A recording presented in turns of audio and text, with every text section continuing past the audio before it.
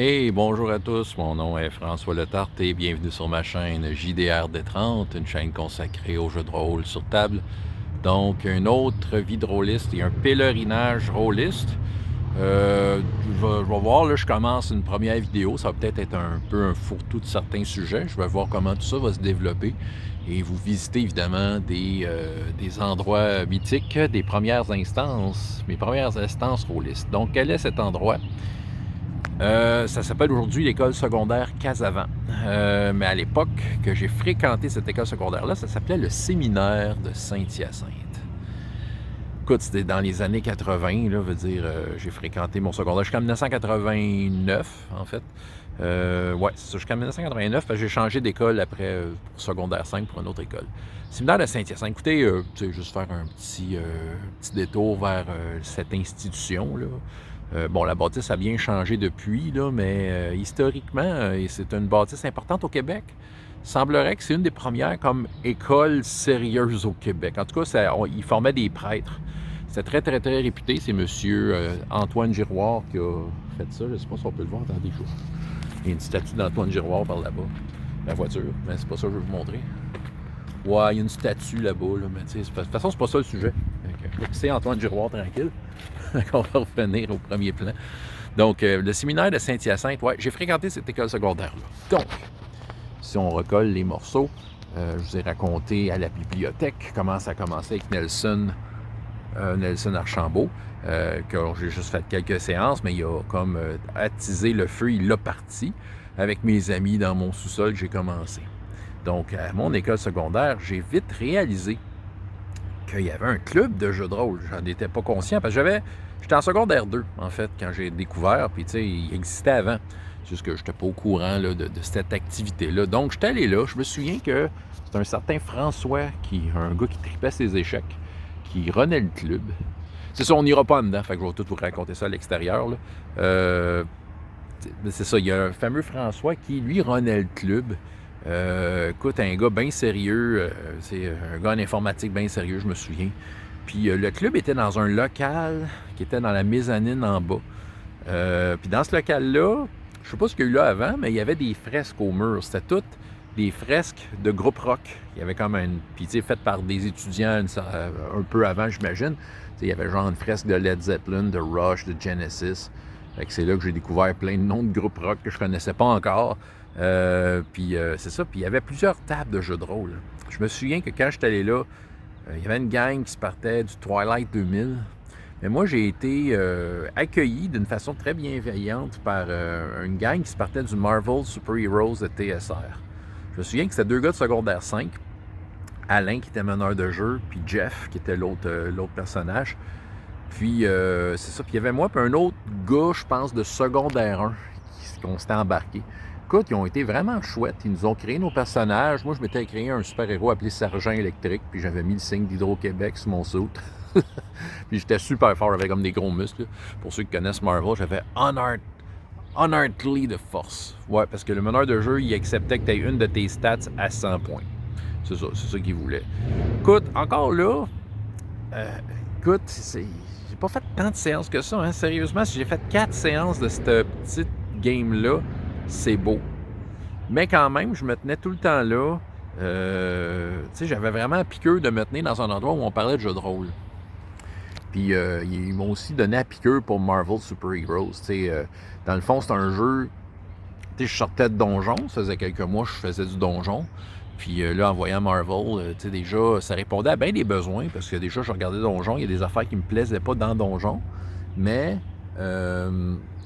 j'ai décidé que Marvel était pas mal plus approprié, donc je m'étais arrangé pour monter à Montréal au Valet de Cœur pour me procurer Marvel Super Heroes. Ce qui a vraiment changé ma vie de rôliste. Ça a été vraiment un jeu très, très marquant avec lequel j'ai eu bien du fun. Mais c'est ça, il n'y a pas grand-chose. Écoute, le club ludique, tout le long du secondaire que j'ai été ici, donc secondaire 2, 3, 4, il y avait un club. Sérieusement, la game de Marvel dont je vous parle, c'est à peu près la seule affaire sérieuse qui s'est passée. Parce que le restant du temps, on était dans un endroit où on parlait de jeux de rôle, mais il ne se partait jamais rien. Il faut dire que c'était pas animé par personne. À part le François que je vous ai parlé au début, qui est parti après, il était en secondaire 5. Mais tu sais, à un moment donné, j'étais comme responsable du club avec des amis, puis dans le fond, c'était plus un endroit pour foirer, tu sais, puis le jeu de rôle était l'excuse pour qu'on nous donne un local. Souvent, on se faisait des bonhommes, les games partaient pas, puis tu sais, écoutez, qu'est-ce qu'on a fait comme niaiserie là-dedans? C'est-tu des affaires qui se racontent? Écoute, on avait une expérience, on avait laissé un jus de pomme dans un tiroir pour voir qu'est-ce qui se passerait dans 2 ans. C'était très laid. On avait, à un moment donné, une heure qui arrivait avec des gants de boxe puis un match de boxe dans le local.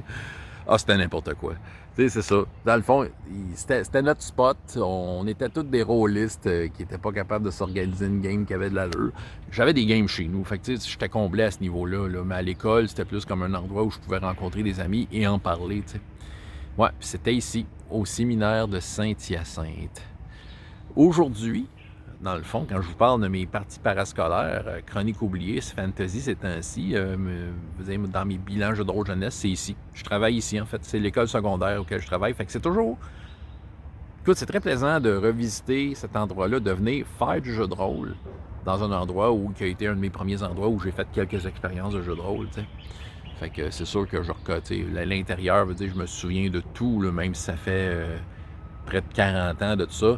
Je me souviens d'à peu près de tout ce qu'il y a là-dedans. Là, c'est ça, j'ai vraiment été à cette école-là et le jeu de rôle faisait partie de mes hobbies que je pouvais y trouver.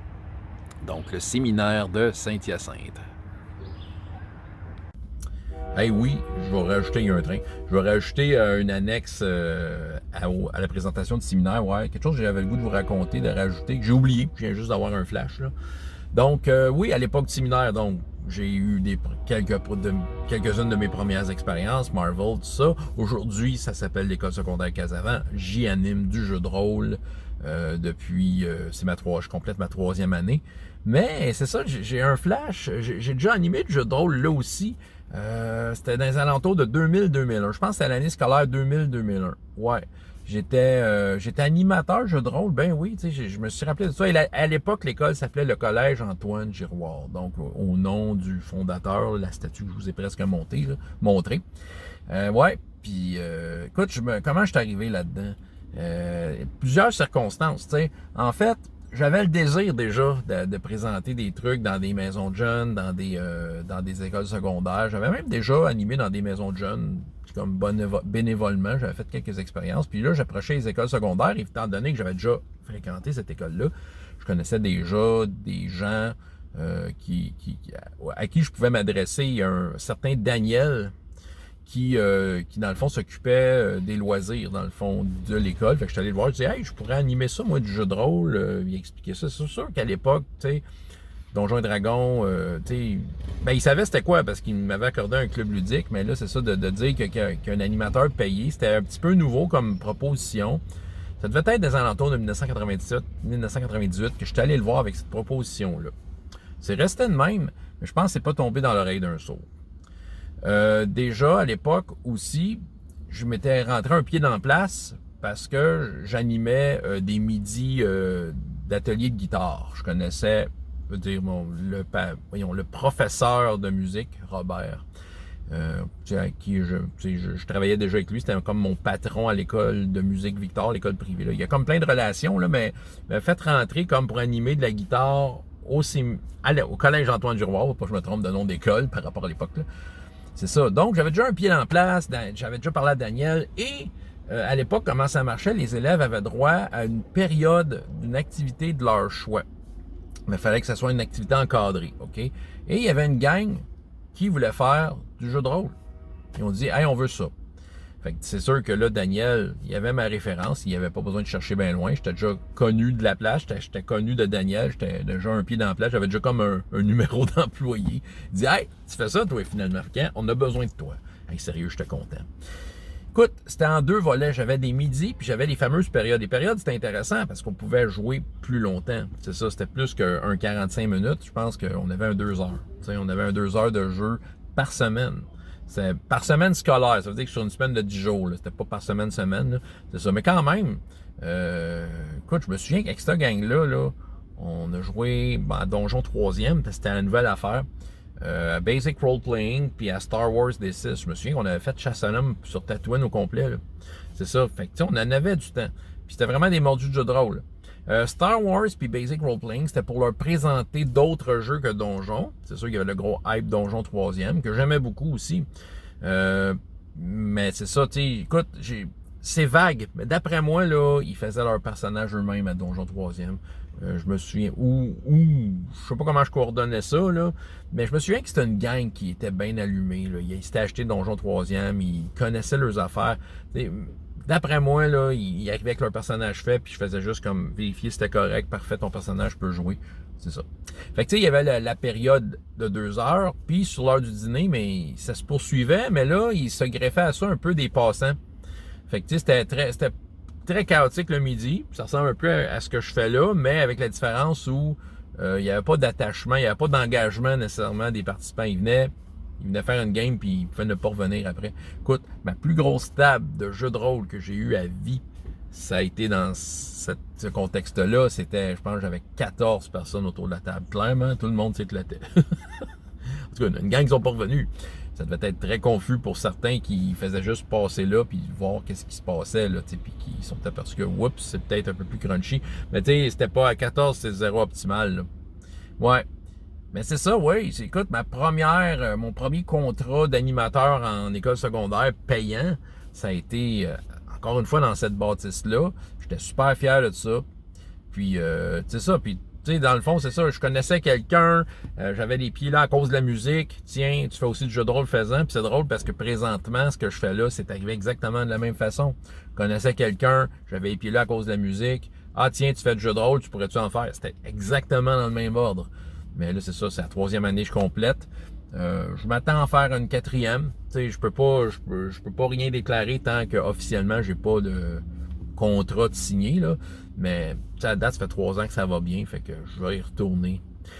Encore une fois, à ce qui a été le séminaire de Saint-Hyacinthe, le collège Antoine Giroir et l'école secondaire Casavant. Bref, ça fait partie de mon pèlerinage, j'avais tout ça à vous raconter.